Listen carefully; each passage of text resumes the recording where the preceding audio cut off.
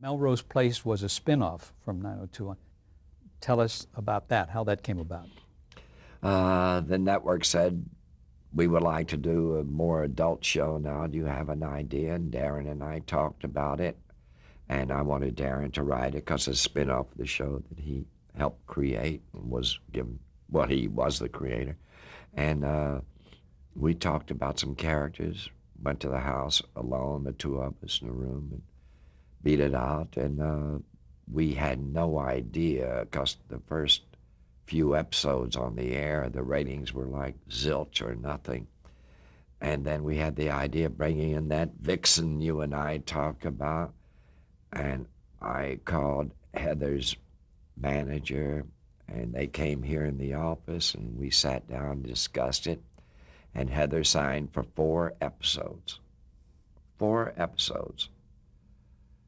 She did every episode for 7 years. She loved what she was doing. She was great at what she was doing. And boy, the ratings just went like that. I give credit, Heather a lot of credit for that rating boost.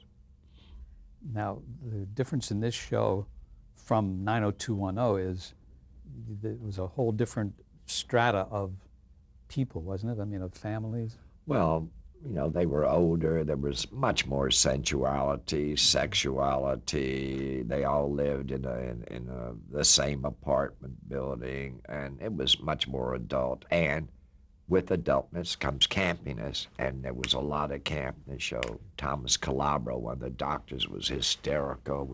We had some funny people on the show, and we had a big cast and kept adding to it. So it was a totally different show from 90210.